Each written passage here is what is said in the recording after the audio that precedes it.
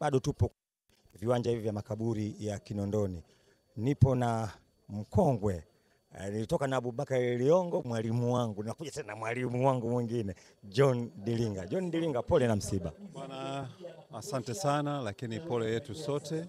Ni kweli kabisa, kwa sababu msiba sio wa familia tu ya mzee King Kiki, lakini ni msiba wa tasnia nzima ya masuala ya burudani na haswa muziki wa dance. Lakini muziki wa dance pia unawahusisha sana moja kwa moja ma DJs, na kwa kifupi ni msiba wetu sote.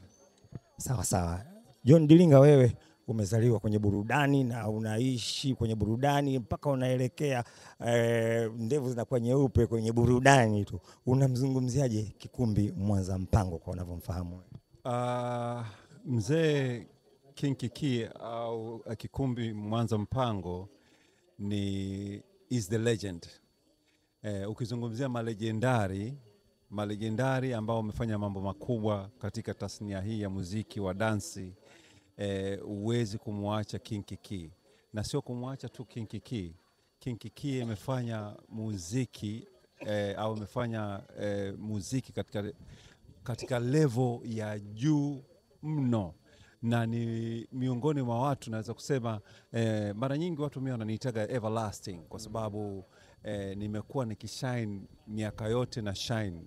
Sasa ukizungumzia everlasting wa ukweli kabisa, King Kiki alikuwa ni everlasting kwa sababu tangu ameanza masuala ya muziki, King Kiki amekuwa ni symbol ya muziki, haswa muziki wa dance, kwa sababu watu wanajua nyimbo labda hizi kitambaa cheupe na nini, lakini King Kiki amekuwa na nyimbo nyingi wakati yuko na bendi kadhaa tofauti zamani, lakini nyimbo ambazo zina sauti yake ndani ni nyimbo ambazo zimefanya vizuri sana. Kwa hiyo naweza kusema kama nilivyosema ni legendary, naweza kusema ni everlasting, na naweza kusema ni mkongwe wa muziki ambao hatutokaa kumsahau. Sasa John, wakati King Kiki yupo kwenye mapinduzi ya vijana hawa wa Bongo Flava wanatumbukia naye, wakati huo ulikuwa bado mtangazaji wa radio, ulilipokea vipi la Kikumbi Mwanza Mpango kushiriki na vijana wa kina AY Sugu? Kwanza ilikuwa inaonyesha kabisa flexibility aliyokuwa nayo mzee King Kiki. Yani alikuwa sio yule mzee ambaye amebweteka, na nafikiri hicho ndio kimoja ambacho kimemweka katika ramani ya muziki kwa muda mrefu sana. Alikuwa yuko flexible, alikuwa ni mtu ambaye anaenda na wakati, na pale ambapo vijana wanapomhitaji kuona kwamba wangependa kushirikiana naye, alikuwa ni mzee ambaye anaelewa kabisa umuhimu wa kufanya hivyo. Kwa sababu ingekuwa mzee mwingine sasa, jamani, vijana wa ajabu sana wananihitaji mimi eti nikaingia kwenye muziki ya kufoka, lakini ni mzee au ni mwanamuziki ambaye alikuwa anaelewa kabisa muziki ni kitu gani na tasnia ya muziki inahitaji kitu gani na inaweza kubadilika kwa kiasi gani kwa wakati gani. Kwa hiyo every time ambapo alipokuwa anahitajika kushirikiana na vijana, alikuwa yuko mwepesi mno kwa sababu ya yale mapenzi aliyokuwa nayo na muziki, na alikuwa anaamini kwamba muziki hauna limits, hauna mwisho, kwamba hapa ndo nimeishia, hapana, na muziki hauna umri, kwamba hapa nilipo siwezi kufanya hii. Mbona za zamani hata hizi za kina Kiki unaweza kuitumbukiza, ukiutumbukiza kitambaa cheupe watu wanaibua shangwe. Unafikiri alikuwa na kitu gani kipya huyu mzee ambacho kinafanya mpaka vijana sasa hivi ukitia wimbo wake watu wanaibuka?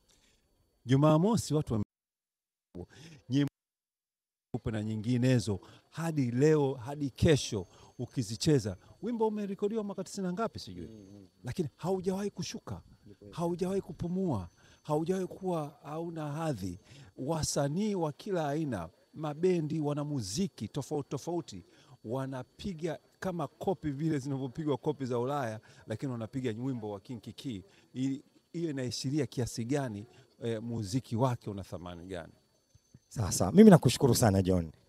Najua mambo yako mengi ya msiba hapa, nashukuru sana kwa muda wako huu ambao umenipa. Mimi nashukuru sana kwa kupata nafasi hii ya kuzungumza na wewe Zomboko, na nikupongeze kwamba unafanya kazi nzuri sana kaswa katika muziki wa dance. Umestick katika kile ambacho unakijua, kile ambacho unakipenda kwa miaka mingi, na leo hii ukizungumzia mtu ambaye anaujua vizuri muziki wa dance, wewe Zomboka unaofahamu muziki wa dance. Lakini pia nashukuru sana kwa kupata nafasi hii ya kuzungumza na 80s Vibes au kupitia media hii ya 80s Vibe. Thank you very much. Nashukuru sana kwa kunipa nafasi. Asante sana John.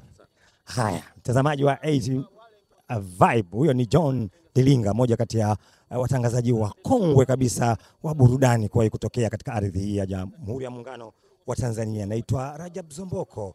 Ukikuwa unaangalia 8 Vibe, kula chuma hicho kivumbi leo.